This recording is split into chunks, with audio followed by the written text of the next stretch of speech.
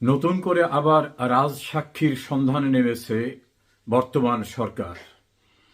পুলিশের সাবেক আইজিপি আব্দুল্লাল মামুনের পরবর্তী বিচার প্রক্রিয়ায় প্রধানমন্ত্রী শেখ হাসিনা এবং অন্যান্যদেরকে খুব সহজেই যাতে ফাঁসাতে পারেন সেজন্য রাজসাক্ষী খোঁজা হচ্ছে।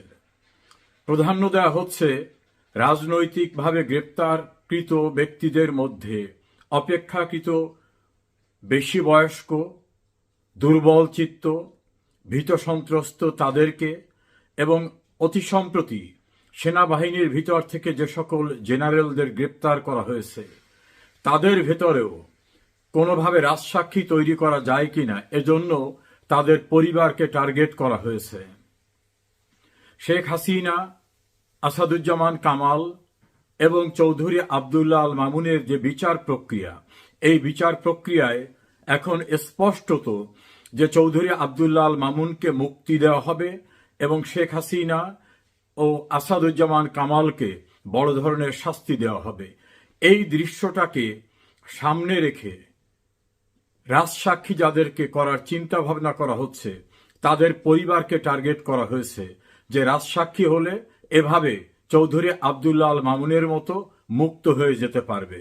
পরিবারের পক্ষ থেকে চাপ সৃষ্টি করে, ভয়ভীতি দেখিয়ে, প্রলোভনের মধ্য থেকে রাজনৈতিক নেতাদের এক অংশ, গ্রেপ্তারকৃত অন্যান্য সরকারি কর্মকর্তা, পুলিশের কর্মকর্তা এবং সর্বশেষ সেনাবাহিনীর কর্মকর্তাদের পরিবারকে টার্গেট করে সে বিষয়ে নতুন প্রক্রিয়ায় এগোনো হচ্ছে বলে দায়িত্বশীল সূত্র জানিয়েছে।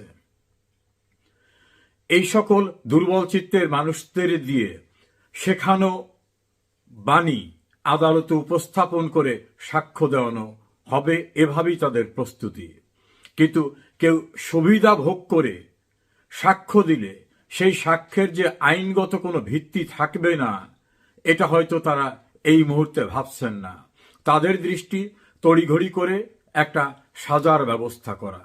এভাবেই বিচার প্রক্রিয়াকে নিয়ন্ত্রিত অবস্থার ভিতর থেকে প্রতিপক্ষকে দমনের জন্য, বিশেষ করে মুক্তিযুদ্ধের চেতনায় বিশ্বাসী রাজনৈতিক ব্যক্তিবর্গ, সরকারি কর্মকর্তা, বিভিন্ন বাহিনীর কর্মকর্তাদেরকে দণ্ডিত করে মুক্তিযুদ্ধের চেতনাকে অবদমিত করা এবং কার্যত ৭১ সনের পরাজয়ের প্রতিশোধ নেওয়ার সুপরিকল্পিত অর্থাৎ মেটিকুলাস ডিজাইনে